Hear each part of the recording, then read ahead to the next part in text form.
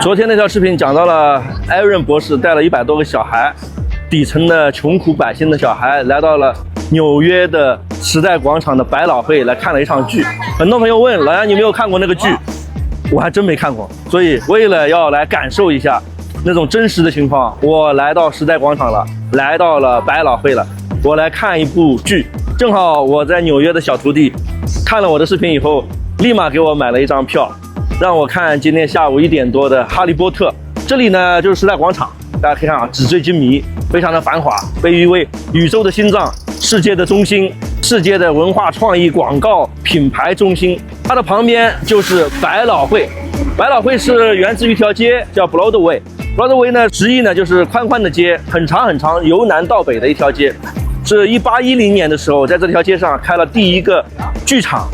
演音乐剧的剧场。后来到了上个世纪20年代，1920年，刚刚2战结束以后，这里在整个百老汇的街上开出了越来越多的各种剧场，最多的时候有80多家。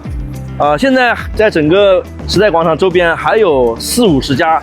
百老汇的这个各种剧场，所以它也被称为这个世界的音乐剧的中心。每一个来到美国纽约的游客都会来看一部百老汇的剧。我呢这会儿就去剧场给大家感受一下百老汇的剧该怎么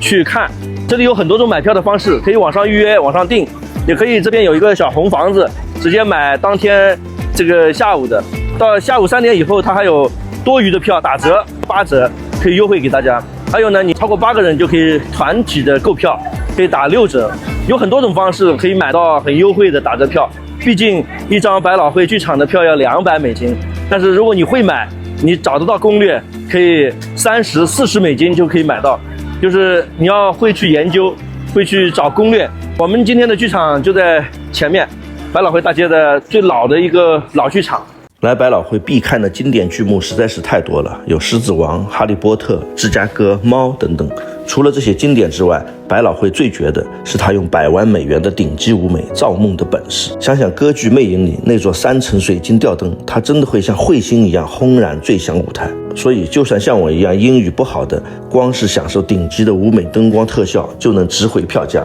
我看的这场《哈利波特》只有几个小时，但是却像经历了一场魔法盛宴。它像并不是单纯的复制电影，而是一个新的故事。看过电影也不用担心被剧透，它完全是一场奇幻秀，变魔术、喷火、下雪，甚至还有真实的泳池。剧里的每一首歌都像是施了魔法，旋律一响起，整个人都被带入了。这一刻完全忘记了自己是一个成年人，童心被唤醒，现实世界的复杂都被抛诸脑后。百老汇观看的流程跟国内的影院类似，验票、入座、禁止拍摄，有专门的人拿着一个小电筒带着你找到你的座位，引导你坐下。这种服务和仪式感有点颠覆老杨的认知，它跟国内完全不同。3个半小时的演绎会有15分钟的休幕，大家没急着吃东西或是去洗手间，举着酒杯相互攀谈，如同参加高端影院的微型沙龙。而爆米花、汉堡这种烟火气的食物在这里是被明令禁止的。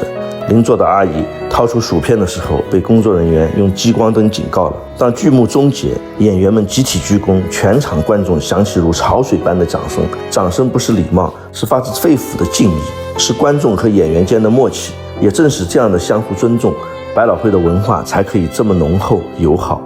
来纽约不看百老汇，就如同到巴黎不登埃菲尔铁塔。$200的原价票确实有点肉疼，不如去买一张打折的黄昏场，再用省下的钱换一杯木间的红酒。微醺中，你会仿佛看见纽约钢铁丛林里开出的艺术极光。其实我跑了世界那么多地方，最大的感受就是去一个新城市，最忌讳的就是只打卡网红景点，走马观花，草草收场。认识一个地方的最好方式就是融入它。比如来纽约，你可以去切尔西市场走走，可以看看大都会艺术博物馆，再去看看百老汇的音乐剧。休幕期间还能以酒会友，说不定你就能结识一个志同道合的朋友，交流各自的经历和观点。世界那么大，从形形色色的人身上了解世界，这才是丰富人生、丰富阅历的最好途径。